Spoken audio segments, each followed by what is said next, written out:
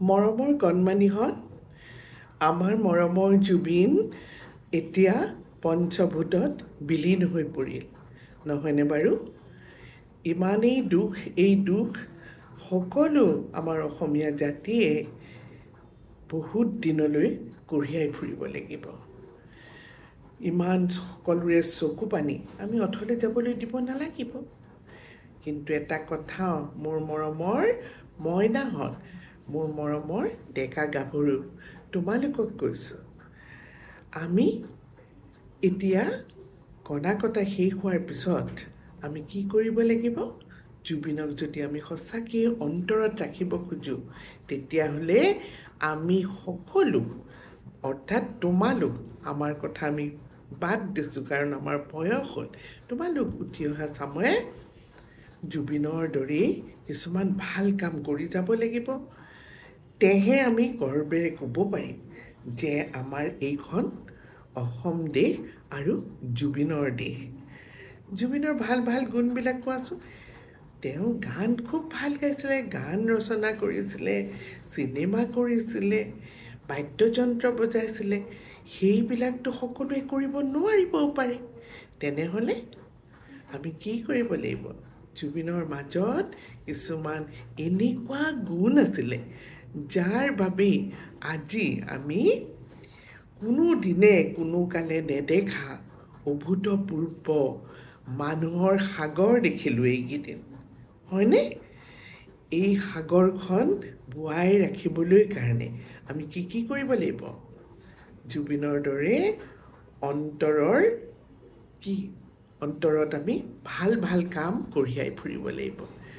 জুবিনে ভাল পাইছিলে অসমখনক, গতিকে আমি সকলোৱে, তোমালোকে অসমৰ খাদ্য, অসমৰ সম্পদবিলাক, অসমৰ মানুহ, অসমৰ জন্তু, হাবি বননি আমি আমাৰ বুকুত লৈ ফুৰাব লাগিব। তাৰপিছত হৈছে জুবিন অতি দৰদী মানুহ আছিল। মানুহৰ প্ৰতি থকা জুবিনৰ মৰম এইকেইদিন আমি উপলব্ধি কৰিছোঁ, নহয়নে বাৰু? মানুহক ভাল নাপালে মানুহে জানো এজন মানুহক ইমান ভাল পাব পাৰে? তেওঁ সকলোকে লৈ আগবাঢ়ি গৈছে। আমি এইকেইদিন দেখিছোঁ, তাত কোনো হিন্দু নাই, মুছলমান নাই, তাত হিন্দী ভাষী নাই, বঙালী ভাষী নাই, নাই কোনো জাত পাত, তাত কেৱল মানুহ আছে। গতিকে কণমানিহঁত, লগতে মোৰ মৰমৰ শ্ৰোতা দৰ্শকবৃন্দৰ ডেকা গাভৰুসকল, সকলোকে কৈছোঁ, সকলো আমি মানুহ হওঁ আহা। প্ৰথমতে হ'ব লাগিব মানুহ, তাৰপিছত বাকী কাম, হয়নে? মানুহে মানুহৰ প্ৰতি গভীৰ মৰম আৰু আস্থা ৰাখিব লাগিব। তেহে আমি জুবিনক বুকুত লৈ আগবাঢ়ি যাব পাৰিম। জুবিনে তেতিয়াহে ভাল পাব। জুবিনে বহুত পঢ়া শুনাও কৰিছিলে, নানান কিতাপ পঢ়িছিলে, আৰু গভীৰ সেইকাৰণে চিন্তা আছিলে। তেওঁৰ সকলোকে যে অকণমান বেলেগ ধৰণে কাম কৰে, কিয়? তেওঁৰ দখল আছিলে। তেওঁ বহুতো কিতাপ পত্ৰ অধ্যয়ন কৰিছিলে, লগতে নানান জাতি উপজাতিৰ ভাষা ক'বলৈ চেষ্টা কৰিছিলে, আৰু সকলোৰে বুকুৱে বুকুৱে সোমাই পৰিছিলে। ঠিক তেনেদৰে তোমালোকো মইনাহঁত, এতিয়াৰ পৰাই কোনো ভেদাভেদ নেৰাখি আমি কি কৰিব লাগিব? আমি সকলোৰে বুকুৰ মাজত সোমাই পৰিবলৈ চেষ্টা কৰিব লাগিব। এনেদৰেই যদি আমি ভাল কামবিলাক কৰি গৈ থাকোঁ, তেতিয়াহ'লে জুবিনক আমি ভাল পাওঁ বুলি ডাঠি ক'ব পাৰিম, নহয়নে? হাজাৰ জুবিন ওলোৱা, তোমালোকৰ মাজৰ পৰা হাজাৰ জুবিন ওলোৱা, তেহে আমাৰ সমাজখন সুন্দৰ এখন সমাজ হ'ব।